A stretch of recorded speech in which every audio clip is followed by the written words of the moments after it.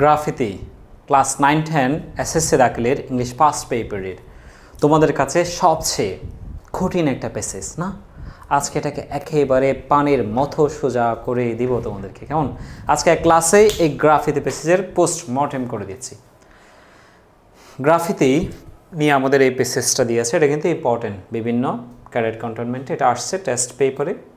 Joypurhat girls cadet কলেজের এই প্যাসেজটার একেবারে MCQ question, gap filling, synonym antonym, what meaning, grammatical structure সব কিছুই আজকে বুঝিয়ে দিচ্ছি। রিসেন্ট টাইমস, সাম্প্রতিক সময়ে, গ্রাফিতি হ্যাজ রিসারফেসড, গ্রাফিতি আবির্ভূত হয়েছে। আমরা জানি যে হ্যাপেসেডের পর বাপত্রী হয়। পাওয়ারফুল এক্সপ্রেশন, শক্তিশালী প্রদর্শনী হিসেবে। ডিসেন্ট, ডিসেন্ট মানে হলো প্রতিবাদ। সিনোনিম যদি আসে লিখবে যে প্রটেস্ট। পার্টিকুলারলি, পার্টিকুলারলি মানে আলাদাভাবে, স্পেশালি বিশেষভাবে।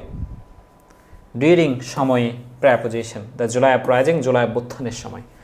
স্প্রে পেইন্টেড মেসেজ, স্প্রে অঙ্কিত মেসেজ, স্প্রে দিয়ে, লাইক যেমন the country is nobody's father's, এই দেশটা কারো বাপের না। ইনভোকড, স্মরণ করিয়ে দিয়েছে, লেগেইছে ঐতিহ্য, পাস্ট মুভমেন্ট, সেই অতীতের আন্দোলনকে ইকো প্রতিধ্বনিত করে। দ্য আইকনিক, আদর্শ, সেই বিখ্যাত গণতন্ত্র মুক্তি পাক, let democracy be free, famously, খুব জনপ্রিয়ভাবে রিটেন লেখা ছিল অন দ্য বোর্ডে প্রোটেস্টার, প্রতিবাদকারীর শরীরে, Noor Hussain during the Ershad regime, স্বৈরাচারী এরশাদের সময়ে।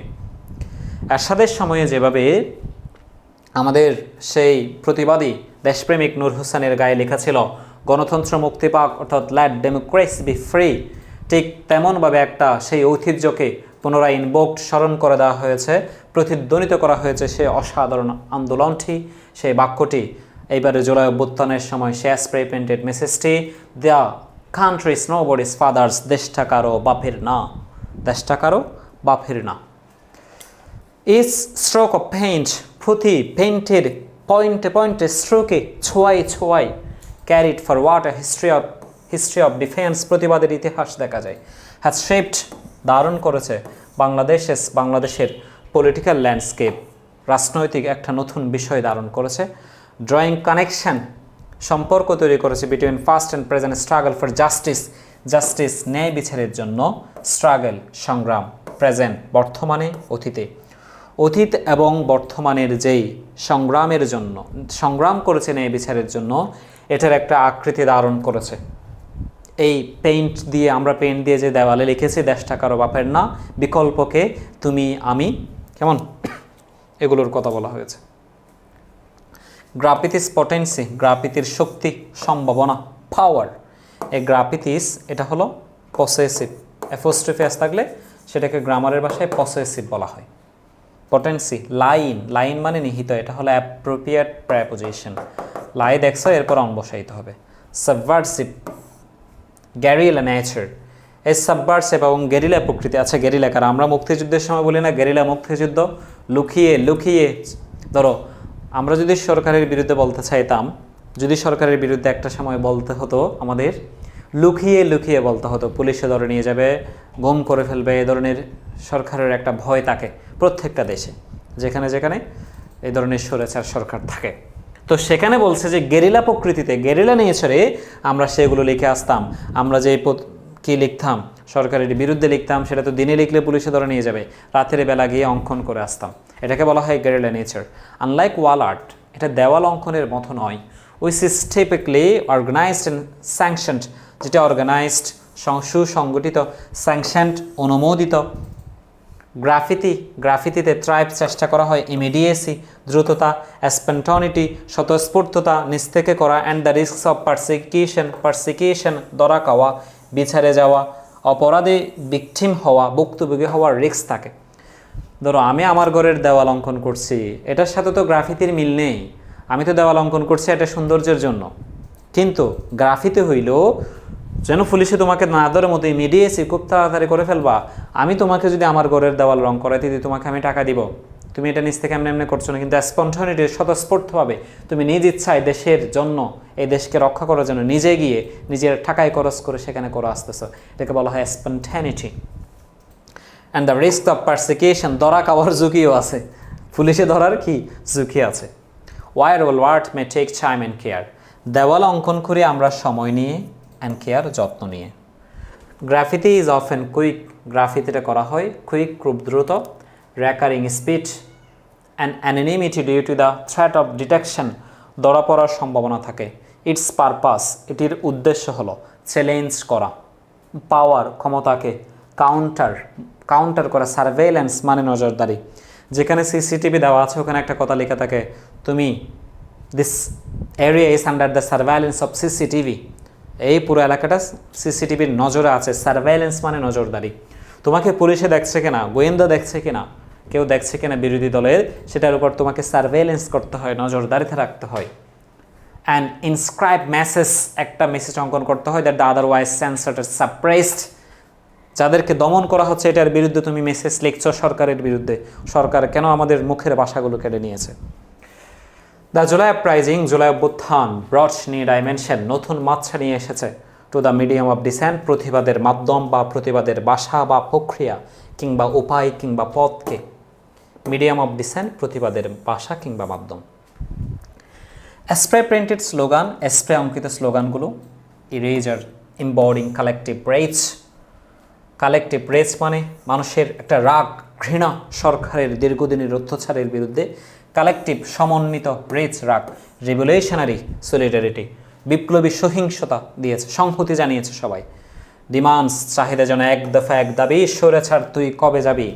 আমাদের দেশের যে স্বৈরাচার পালিয়েছে সেই স্বৈরাচারের সময় আমরা কি লিখেছিলাম, এক দফা এক দাবি, স্বৈরাচার তুই কবে যাবি। কি বলছে, ডিমান্ডস লাইক এক দফা এক দাবি, স্বৈরাচার তুই কবে যাবি।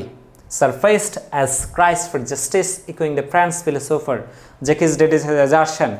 এই সব কিছু বিবেচনা করায় ন্যায় বিচারের জন্য যারা সংগ্রাম করে এদের নিয়ে ফ্রান্স ফিলোসোফার, ফরাসি দার্শনিক, ফিলোসোফার মানে দার্শনিক, থিঙ্কার, চিন্তাবিদ, নাম কি, জ্যাকিস ডেরিডার, তার এজারশন, তার মতামত বলছে যে what can not be shed, যা বলা যায় না, মাস্ট নট বি সাইলেন্স, তাদেরকে নীরব রাখা যায় না, বাট রিটেন। কি অসাধারণ কথা, এক লাইনে বলে ফেলা যায়, হাজার হাজার লাইনকে ব্যাখ্যা, হাজার হাজার লাইন দিয়ে ব্যাখ্যা করা যাবে। কি বলছে, বলছে what can not be shed, যা সরকারের বিরুদ্ধে আমরা বলতে পারি না, আমাদেরকে গলা চেপে ধরা হয়, অন্যায়ের বিরুদ্ধে বলতে পারি না, সেগুলো মানুষ না বলে থাকে না।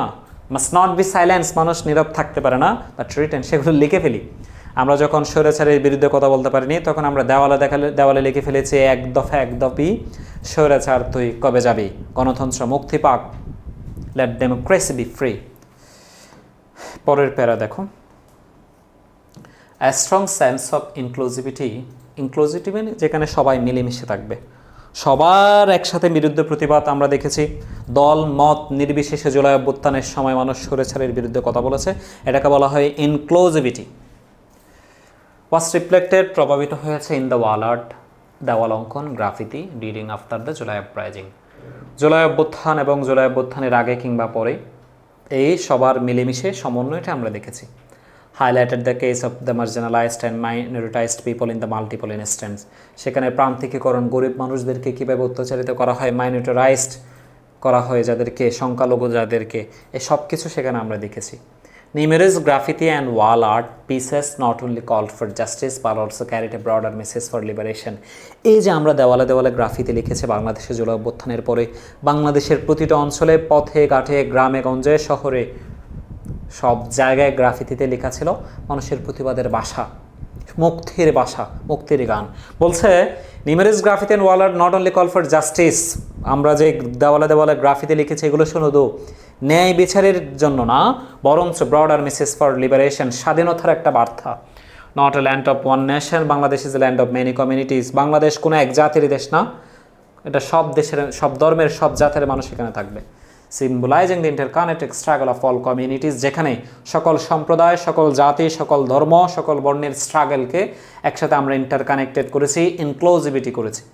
ইট আন্ডারস্কোর দ্য মেসেজ, এটা একটা বার্তা বহন করে, কালেকটিভ লিবারেশন, সবার সমন্বিত স্বাধীনতা, ইন্টারওয়াইন্ড, এক অপরের সাথে জড়িত, with the fight for justice, ন্যায় বিচারের জন্য সংগ্রাম, ইউনাইটিং পিপল, মানুষকে একত্রিত করেছে, অ্যাক্রস রিজন অ্যান্ড ব্যাকগ্রাউন্ড, মানুষের কার কি ব্যাকগ্রাউন্ড, কে কোন ধর্ম, কে কোন দল, জাত, বর্ণ নির্বিশেষে জুলাই অভ্যুত্থানে আমরা সবাই এক হয়েছি। এটাকে বলা হচ্ছে across the reason and background.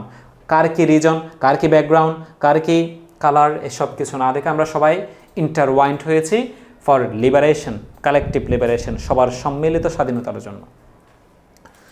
The true power of graffiti, গ্রাফিতির শক্তি lies in its resilience, its persist as a medium for liberationary memory and collective consciousness, it speaks for the silence. গ্রাফিতির কাজ কি? এটা নীরবদের পক্ষে কথা বলে, and sure the struggle of the marginalised endure, যারা প্রান্তিক মানুষ, যারা অত্যাচারিতে নিগৃহীত, তাদের সংগ্রামের ভাষা। এস ব্যাংকে একটা কথা বলছে যে comfort the disturb while disturbing the comfortable. কি কথা বলছে দেখছো? ব্যাংকি, ওই যে জ্যাকিস ডেরিডা যেরকম একটা কথা বলছে, এরকম ব্যাংকে একটা কথা বলছে। সেটা কি বলছে? যে comfort the disturb while disturbing the comfortable. শিল্পের কাজ কি? গ্রাফিতির কাজ কি?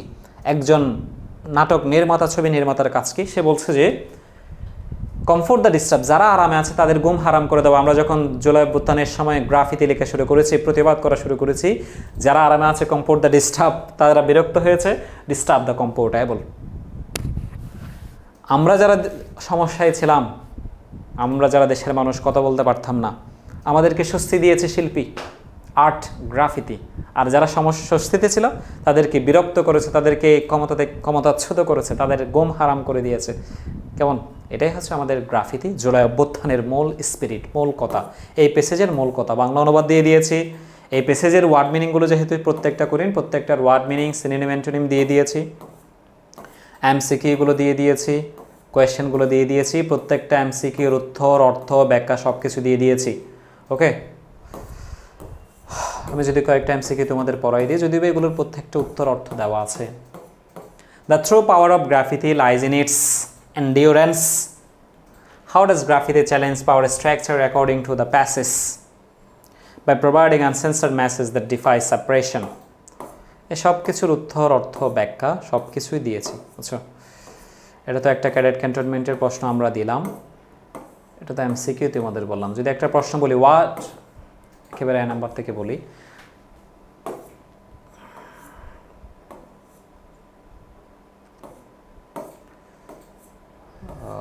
MCQ question. Why is graffiti considered a powerful form of dissent? কেন গ্রাফিতিকে প্রতিবাদের শক্তিশালী মাধ্যম বা ধরন বলা হচ্ছে? Graffiti is considered a powerful form of dissent.